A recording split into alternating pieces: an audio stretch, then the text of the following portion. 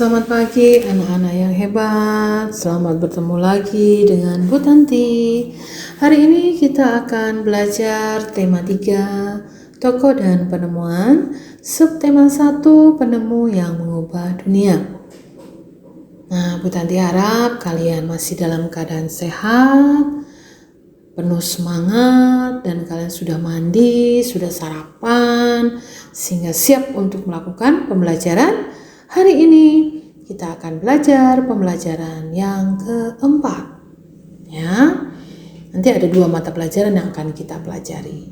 Ya, nah kemarin kalian sudah belajar pembelajaran 3, mata pelajaran yang sudah diajarkan ada pembelajaran 1, 2, dan 3. Sekarang kita akan lanjut ke pembelajaran yang keempat. Sebelum kita memulai pembelajaran keempat, kita berdoa terlebih dahulu. Kita siapkan hati kita supaya pembelajaran kita berjalan lancar dan kalian bisa memahami pelajaran hari ini. Kita ambil sikap doa. Dalam nama Bapa dan Putra dan Roh Kudus, amin.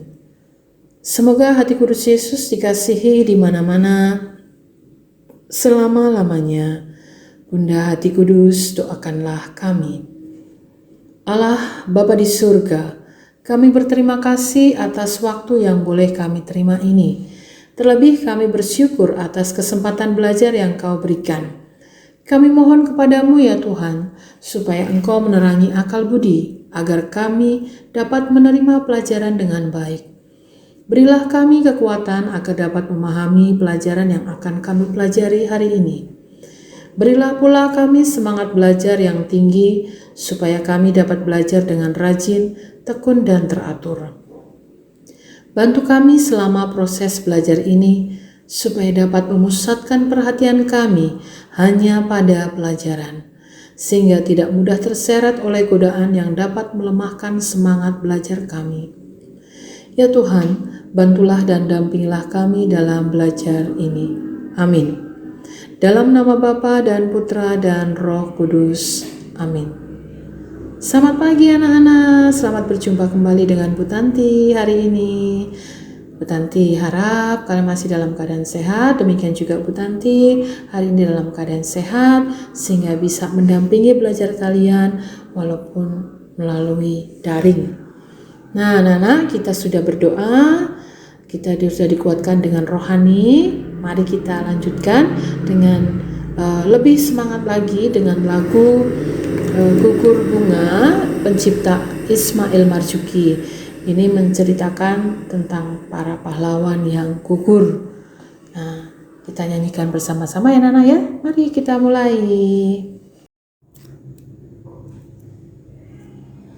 Betapa hatiku takkan pilu telah gugur pahlawanku. Betapa hatiku tak akan sedih, hamba ditinggal sendiri. Siapakah kini pelipur lara nan setia dan perwira? Siapakah kini pahlawan hati, pembela bangsa sejati?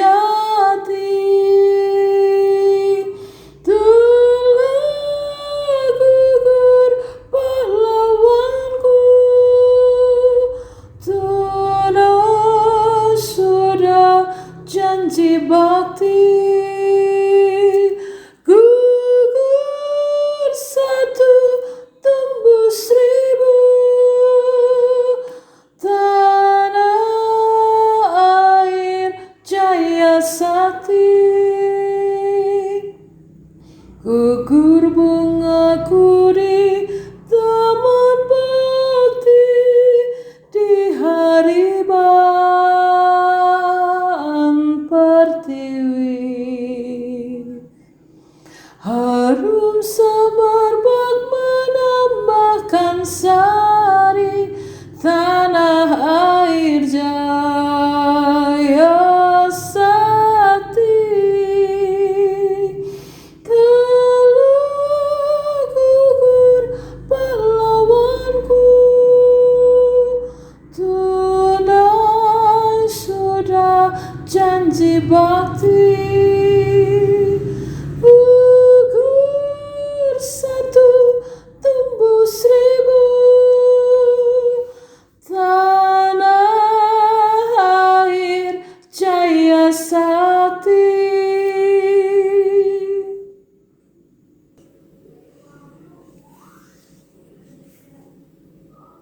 Nah, kalian sudah menyanyi tadi Gugur Bunga, lagunya agak melo gitu ya anak-anak ya, agak sedih gitu ya.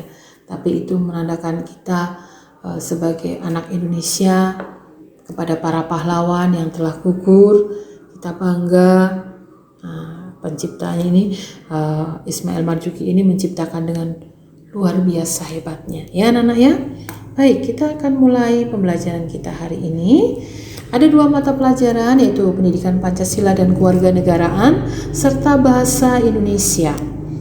Untuk pendidikan Pancasila dan kewarganegaraan ada 4 kompetensi. Yang pertama, menghargai makna kewajiban, hak, dan tanggung jawab sebagai warga negara dalam menjalankan agama. Kedua, menjalankan kewajiban, hak, dan tanggung jawab sebagai warga negara sebagai wujud cinta tanah air. 3. Menganalisis pelaksanaan kewajiban, hak, dan tanggung jawab sebagai warga negara beserta dampaknya dalam kehidupan sehari-hari. 4. Menyajikan hasil analisis pelaksanaan kewajiban, hak, dan tanggung jawab sebagai warga masyarakat beserta dampaknya dalam kehidupan sehari-hari. Untuk bahasa Indonesia ada 2 kompetensi. Yang pertama, menggali isi teks penjelasan atau eksplanasi ilmiah yang didengar dan dibaca. 2. Menyajikan secara lisan, tulis, dan visual hasil penggalian informasi dari teks penjelasan atau teks eksplanasi ilmiah dengan menggunakan kosakata baku dan kalimat efektif. Inilah kompetensi dasarnya. Lalu apa tujuan hari ini? Adalah 1. Setelah membaca teks, siswa mampu menyebutkan informasi penting dari teks eksplanasi yang dibaca tentang penemu yang mengubah dunia dengan sistematis. 2. Setelah membaca teks, siswa mampu mempresentasikan informasi penting dari teks eksplanasi yang dibaca tentang penemu yang mengubah dunia dengan peta pikiran dengan sistematis. 3. Setelah berdiskusi, siswa mampu mengidentifikasi contoh manfaat hak dalam kehidupan sehari-hari dengan benar. 4. Setelah berdiskusi, siswa mampu menjelaskan pentingnya bertanggung jawab atas hak yang didapat secara rinci. Nah, untuk yang nomor 3 dan nomor 4, kita tidak bisa melakukan diskusi di sekolah, tetapi kalian bisa melakukan diskusi di rumah bersama dengan orang tua, oma, opa, kakek, nenek, kakak, adik, ataupun mbak yang ada di rumah. Kalian bisa lakukan diskusi itu. Kita tidak bisa melakukan diskusi di sekolah, ya. Nah, inilah tujuan pembelajaran kita hari ini.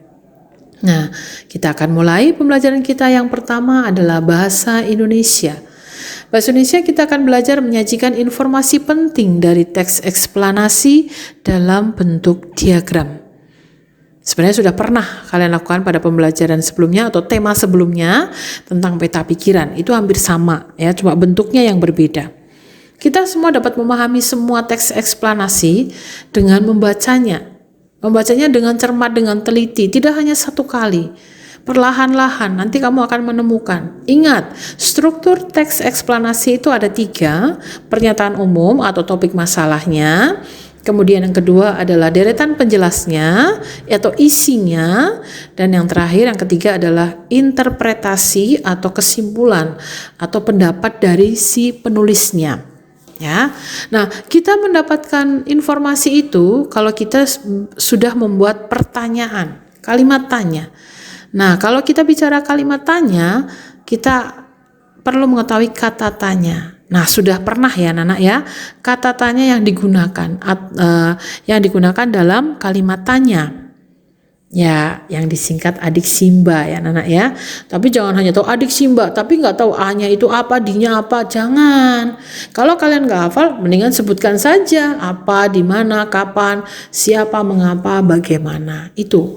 Ya, kalau kalian sudah hafal, supaya itu sebenarnya singkatan adik Simba itu memudahkan kita dalam mengingatnya saja anak-anak ya. Nah, kalau sudah membuat kalimat tanya, kita bisa menuliskan informasi-informasi itu kan bisa kita buat dalam bentuk diagram. Nah, ini contohnya di sini. Bu Tanti tampilkan teks eksplanasi nih anak-anak. Ini termasuk teks eksplanasi, yaitu Thomas Alva Edison, sang penemu bola lampu pijar. Pernahkah terbayang olehmu hidup tanpa penerangan? Setelah matahari terbenam, tentu akan sulit melakukan kegiatan di luar rumah karena lingkungan yang gelap gulita. Kegiatan di dalam rumah mungkin juga terbatas. Kita patut mensyukuri salah satu penemuan besar yang mengubah dunia. Penemuan bola lampu pijar oleh Thomas Alva Edison. Thomas Alva Edison lahir di Milan, Ohio pada tanggal 11 Februari 1847. Ia tidak pernah menyelesaikan pendidikan resmi di sekolah. Ia hanya sempat bersekolah selama 3 bulan. Edison diajar oleh ibunya di rumah. Walaupun tidak mengikuti pendidikan formal, terlihat bahwa Edison memiliki rasa ingin tahu yang sangat tinggi. Di usia 11 tahun, Edison sudah dapat membuat telegraf sederhana. Di usia 12 tahun, ia memanfaatkan waktu luangnya untuk membaca literatur dan melakukan berbagai percobaan. Pada tahun 1861, ia dapat mencetak koran. Koran terbitannya, Weekly Herald, laris terjual. Ia melihat dunia butuh penerangan. Ia menghabiskan waktu selama 2 tahun, serta dana yang cukup besar untuk mengembangkan penemuan. Melalui kerja kerasnya, pada tanggal 21 Oktober 1879, lahir lampu pijar listrik pertama yang dapat menyala selama 40 jam. Kegigihan Thomas Alva Edison memberikan hal baru bagi dunia. Rasa ingin tahunya yang tinggi dan sikap pantang menyerahnya mampu mengubah dunia menjadi lebih baik. Nah, dari bacaan Thomas Alva Edison ini, kita bisa mengidentifikasi informasi dan kita bisa menuliskannya pada sebuah grafik atau pada sebuah diagram. Ya, bagaimana menulisnya? Bisa saya contohkan ini seperti ini. Kita lihatnya setiap paragraf, per paragraf ya anak ya. Paragraf 1, topik masalahnya apa yang dibahas pada teks di atas? Ya, mengenai penemuan bola lampu pijar oleh Thomas Alva Edison. Paragraf yang kedua, itu deretan penjelas. Kita bisa buat pertanyaan, siapakah Thomas Alva Edison?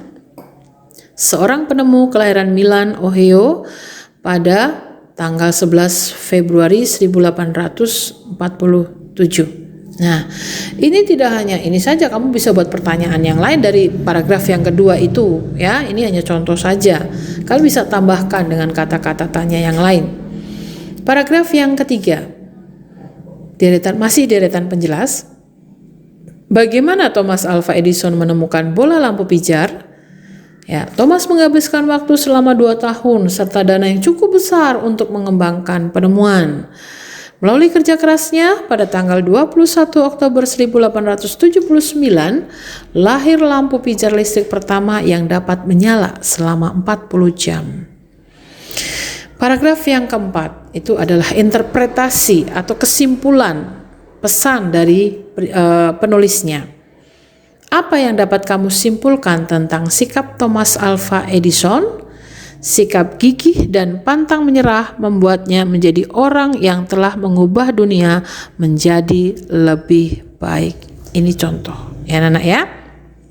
Bisa kalian buat yang lainnya. Nah, ini Bu Tanti tampilkan contoh lagi yang lain, penemu lain, yaitu penemu olahraga basket.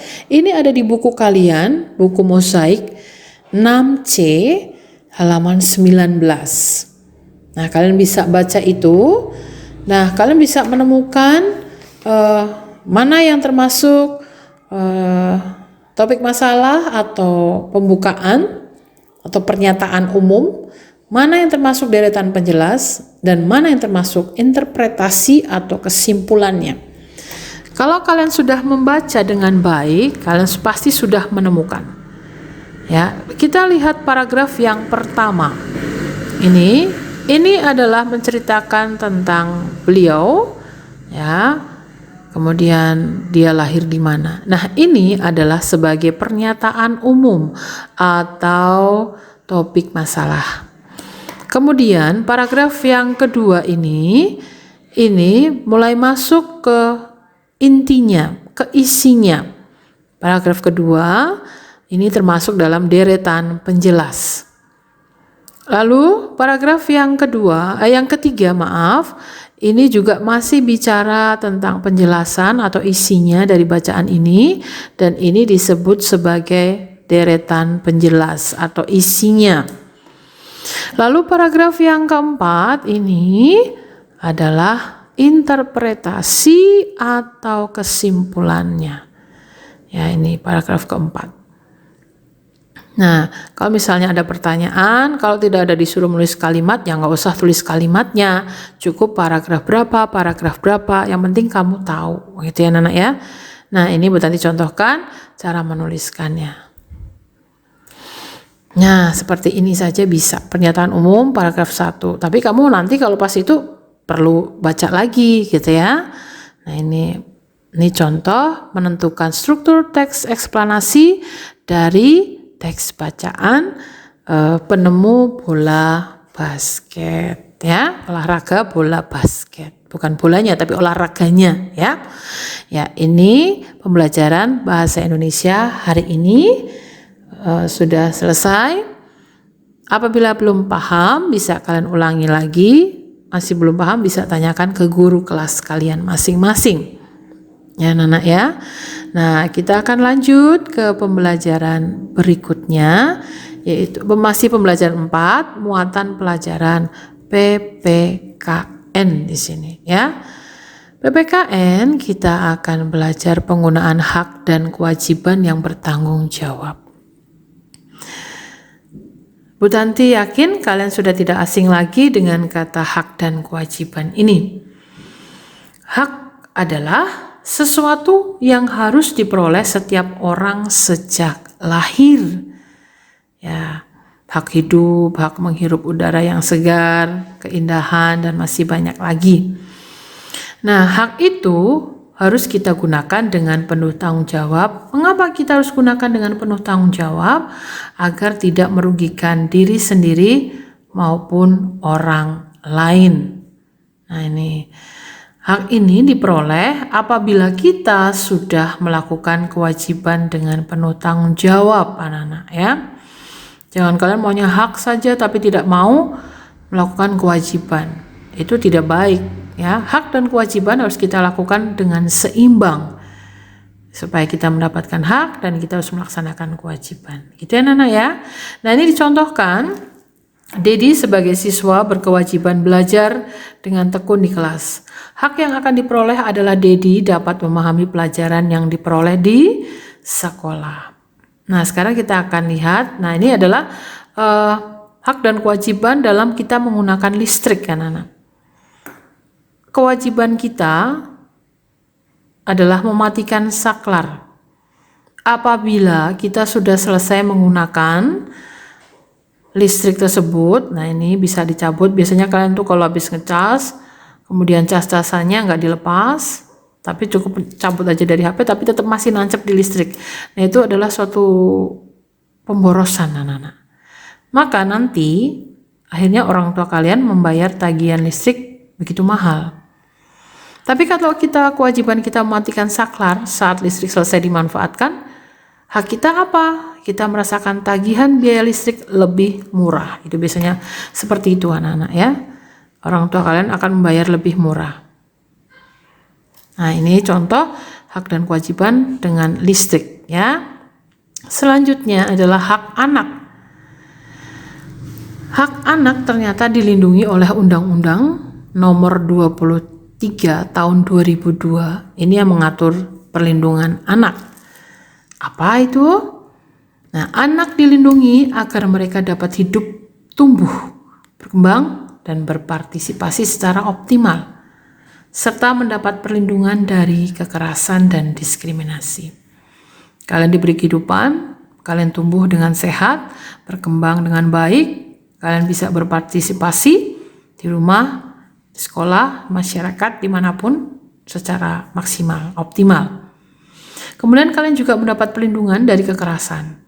Apabila kalian mendapat kekerasan, kalau kalian mungkin lihat-lihat di media sosial, ada beberapa anak yang mendapatkan kekerasan dari orang lain atau dari orang tua sendiri, pasti pemerintah ikut turun tangan untuk melindungi kalian, ya, supaya kalian terhindar dari kekerasan itu. Dan diskriminasi, ya, diskriminasi misalnya kalian di sebuah tempat, kalian tidak diterima, ya kan? Nah, itu juga dilindungi. Ya, ini contoh diskriminasi, ya. Sekarang kita lihat contoh hak anak itu apa saja. Yang pertama, mendapatkan identitas diri dan kewarganegaraan. Kalian sudah mendapatkan, anak-anak? Nah, kalian itu sekarang ini untuk anak-anak Indonesia punya namanya KIA, Kartu Identitas Anak. Jadi usia-usia di bawah 17 tahun itu punya KIA. Bentuknya sama seperti KTP. Ya, kalau 17 tahun ke atas itu KTP, kartu tanda penduduk. Kalau di bawah 17 tahun itu mendapatkan KIA, Kartu Identitas Anak. Kalau kalian belum punya, tanyakan ke orang tua. Mungkin orang tua masih menyimpan. Apabila belum, segeralah bilang ke orang tua untuk mengurusnya di kantor Dukpil, ya, itu Dukpil itu, pokoknya catatan sipil kalau dulu itu, ya. Itu, jadi segera membuat itu, karena itu bisa digunakan kalian untuk belajar, ya, untuk mendapatkan fasilitas yang ada di pemerintah di negara Indonesia. Kemudian mengetahui orang tuanya, dibesarkan, diasuh orang tuanya, ya. Kalian tahu orang tuanya siapa, kamu dibesarkan oleh orang tua, kalian diasuh orang tua. Ya, mungkin ada Bu, orang tua saya sudah meninggal, saya diasuh oleh tante saya. Ya udah apa-apa, itu tetap orang tua kalian. Apapun beliau, siapapun beliau adalah orang tua kamu yang menjaga kamu, mengasuh kamu, membesarkan kamu. Ya, itu tetap orang tua kamu. Kamu sudah mendapatkan itu. Kemudian memperoleh pelayanan kesehatan dan jaminan sosial, ya. Pelayanan kesehatan kita ada puskesmas, kalau kita sakit bisa ke puskesmas, ya. Jaminan sosial, kita mendapatkan jaminan sosial untuk anak-anak sekolah. Beberapa waktu lalu kalian mendapatkan kuota sekolah, ya, itu anak-anak, ya. Nah, itu suatu jaminan sosial juga. Kemudian ada beberapa anak mendapatkan kartu Indonesia Pintar gitu, ya. Nah, itu jaminan sosial. Kemudian yang keempat, memperoleh pendidikan yang sesuai, ya, maksudnya sesuai dengan usia kalian, anak-anak, ya. Usia TK, ya, sampai 6 tahun. Kemudian usia SD sampai dari 7 sampai 12 tahun atau 13 tahun. Kemudian selebihnya SMP, SMA, dan seterusnya sesuai usia. Kalian usia SD tepat sekali di SD, ya. Ini contoh hak anak. Sekarang kita lihat gambar ini adalah sebuah keluarga yang sedang melakukan kewajiban mereka. Nah, kewajiban itu adalah segala sesuatu yang harus dilakukan dengan penuh tanggung jawab supaya mendapatkan haknya. Nah, ini ada ayah, ibu, kakak, adik, ya. Mereka membersihkan rumah bersama-sama. Ayah mengelap jendela, kakak mengelap meja, ibu mengepel, dan adik mengelap lemari. Itu di atas lemari ada buku-buku, ya. Nah, ini mereka melakukan dengan penuh gembira. Karena mereka nantinya mendapatkan hak-haknya apa? Rumahnya jadi bersih, nyaman. Keluarga di situ juga menjadi sehat. Nah, tanggung jawab itu apa? adalah kesadaran manusia akan tingkah laku atau perbuatan yang disengaja maupun yang tidak disengaja. Nah, kalau melaksanakan kewajiban berarti kita telah melaksanakan tanggung jawab. Gitu ya anak-anak ya. Selanjutnya contoh kewajiban anak nih. Kira-kira saya sudah melakukan kewajiban belum ya? Nah, kewajiban kita contoh ya, ini hanya contoh, mungkin bisa yang lainnya. Kewajiban menjaga kebersihan di lingkungan sekitar. Di rumahmu lah misalnya menyapu halaman, menyapu lantai ya. Kewajiban bersikap ramah dan sopan terhadap orang lain, terutama kepada orang tua ya. Kalau ada orang tua kita menyapa, permisi. Misalnya ada oma, opa, kakek, nenek datang, om, tante, pak de, bude dan seterusnya. Kalau mereka datang ya kalian sapa, selamat pagi, apa kabar? Jangan kamu diem saja ya, tak sopan itu ya. Jika di rumah orang kita mengetuk pintu ya, jangan masuk enaknya saja ya, tak permisi dengan sopan. Lalu selalu belajar, karena kalian tugasnya belajar ya belajar, usia kalian jangan malas ya.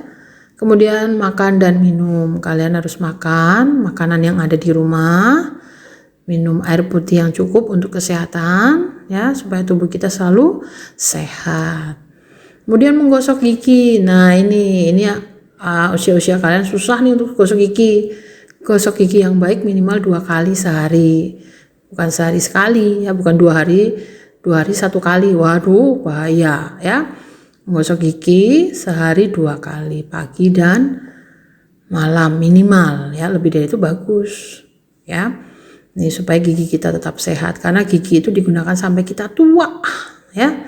Sampai kakek nenek ya. Kemudian yang terakhir contoh kewajiban yang lain adalah merapikan tempat tidur. Nah, biasanya males nih merapikan tempat tidur, ya kan? Nah, contoh saja rapikan tempat tidurmu, disapu pakai sapu tempat tidur supaya bersih. Tatalah bantal gulingmu, gitu ya. Nah, ini contoh kewajiban sebagai seorang anak. Sekarang contoh tanggung jawab.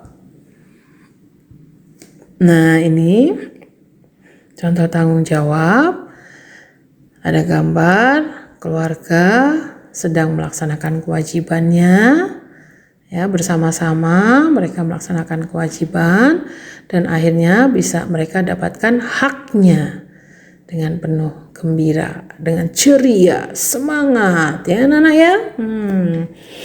Nah, tanggung jawab itu menjaga ketertiban dan keamanan lingkungan, itu tanggung jawab kita.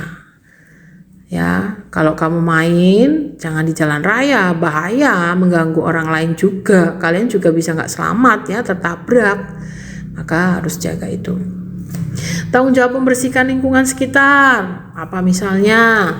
Ya, kita bisa ikut kerja bakti membersihkan selokan yang tersumbat ya kan, membuang sampah pada tempatnya ya itu ya. Kemudian tanggung jawab menjaga kerukunan hidup dengan sesama umat seagama dan antar umat beragama. Nah ini sangat penting anak-anak, kita harus menjaga kerukunan hidup. Kenapa? Karena kita hidup di negara yang bermacam-macam agama, ada 6 agama ya, pasti kalian tahu agamanya apa saja. Ya ini contoh tanggung jawab anak. Sekarang saya akan sampaikan sebuah teks bacaan, lampu belajar hadiah dari ayah. Ini contoh hak dan kewajiban ya, contoh dan kewajibannya. Lampu belajar dari ayah, hadiah dari ayah. Setiap malam hari pukul 19 sampai pukul 20, Siti dan adiknya selalu belajar. Mereka belajar dengan menggunakan lampu belajar. Lampu belajar itu adalah hadiah dari ayah 6 bulan yang lalu. Ayah memberikan lampu belajar kepada Siti dan adiknya supaya mereka giat belajar. Siti selalu menjaga lampu belajar miliknya. Ia mematikan ketika sudah selesai digunakan. Ia juga membersihkannya jika kotor. Sampai saat ini, lampu belajar Siti masih dapat digunakan dengan baik. Siti terlihat nyaman saat belajar, berbeda dengan adik Siti yang selalu mengeluh ketika belajar. lampu belajarnya rusak. Lampu belajarnya rusak karena sering tidak dimatikan. Terlihat juga banyak kotoran yang menempel karena jarang dibersihkan. Ayah berpesan kepada Siti dan adiknya untuk merawat barang-barang mereka. Barang-barang yang dirawat dengan baik tidak mudah rusak. Hal ini membuat barang-barang tersebut dapat dimanfaatkan dalam waktu yang lama. Itu tadi bacaan tentang lampu belajar hadiah dari ayah. Sekarang kita akan menjawab pertanyaan-pertanyaan yang ada. Akhirnya ada 5 pertanyaan gitu ya anak ya. Yang pertama, apakah hak yang didapatkan oleh Siti? Ada di situ. Hak untuk belajar, mendapat fasilitas belajar, dan mendapat perhatian dari orang tua. Yang kedua, apakah hak yang didapatkan oleh adik Siti? Sama seperti kakaknya, yaitu mendapatkan hak untuk belajar, mendapat fasilitas belajar, dan mendapat perhatian dari orang tua. Yang ketiga, apakah Siti telah menggunakan haknya dengan tanggung jawab? 4. Apakah adik Siti telah menggunakan haknya dengan tanggung jawab? 5. Apa manfaatnya ketika kita menggunakan hak kita dengan tanggung jawab? Ya, Siti telah menggunakan haknya dengan tanggung jawab karena lampu belajar yang diberikan ayah dijaga dengan baik. 4. Adiknya bagaimana? Belum bertanggung jawab karena dia tidak pernah membersihkan. Lampunya cepat rusak karena dia sering membiarkan lampu belajarnya menyala. Yang kelima, manfaatnya kalau kita menggunakan hak dengan tanggung jawab, orang lain akan selalu menghargai kita, selalu dipercaya orang lain, dan kita dapat menjaga hubungan dengan orang lain. Nah, ini contoh kasus penggunaan hak dan kewajiban di rumah. Ya, sama-sama diberikan lampu antara kakak dan adiknya. Ternyata kakaknya melaksanakan kewajiban dengan tanggung jawab, adiknya tidak. Nah, yang didapat lampu rusak, ya. Tidak awet. Kalau kakaknya awet karena dia rawat, gitu ya anak-anak ya. Baik anak-anak, pembelajaran kita hari ini sudah selesai, pembelajaran 4. Maka kalian tetap belajar, jangan pernah putus asa. Kira-kira ada tugas tidak? Ada ternyata anak-anak, ada tugas. Tugasnya adalah PPKN. Kita ambil dari buku Mosaik 6C, halaman 21 sampai 22. Yang pertama, ayo pahami. Nah, di situ ayo pahami ada 2, anak-anak, ada A, ada B. Yang kita pakai bagian B saja, nomor 1 sampai nomor 5. Kemudian yang kedua, ayo bereksplorasi, itu berupa tabel-tabel. Itu ada 5 nomor 1 sampai 5. Cukup tuliskan jawabannya saja. Ya, jawabannya saja. Ya, itu sudah cukup. Gitu ya anak-anak ya. Nah, maka dengan ini sudah selesai pembelajaran kita. Tadi kita belajar bahasa Indonesia tentang bagaimana cara kita menemukan informasi penting itu. Ya, dengan melihat teks bacaan eksplanasi ilmiah, kita mengetahui struktur-strukturnya. Kemudian PPKN kita belajar hak dan kewajiban dengan penuh tanggung jawab. Dengan demikian, pembelajaran sudah selesai. Terima kasih anak-anak masih setia mengikuti pembelajaran daring. Mari kita tutup dengan doa. Dalam nama Bapa dan Putra dan Roh Kudus. Amin. Semoga hati kudus Yesus dikasihi di mana-mana selama-lamanya. Bunda Hati Kudus, doakanlah kami. Allah Bapa yang Maha Kasih, Tuhan kami Yesus Kristus, puji syukur kami haturkan kehadirat-Mu. Terima kasih Engkau telah menyertai kami sepanjang kami belajar. Kami akan menyudahi pembelajaran kami kali ini. Semoga apa yang kami pelajari dapat kami pahami dengan baik. Dan semoga Engkau beri kelancaran dalam usaha-usaha kami di sekolah, ujian dan ulangan yang akan kami tempuh. Berikanlah kemudahan dalam kami menjawab soal-soal yang akan kami hadapi. Kami percayakan usaha dan jerih payah kami kepadamu, karena bagimu tidak ada yang mustahil. Doa yang jauh dari sempurna ini kami panjatkan melalui perantaraan Tuhan kami, Yesus Kristus. Amin. Dalam nama Bapa dan Putra dan Roh Kudus. Amin.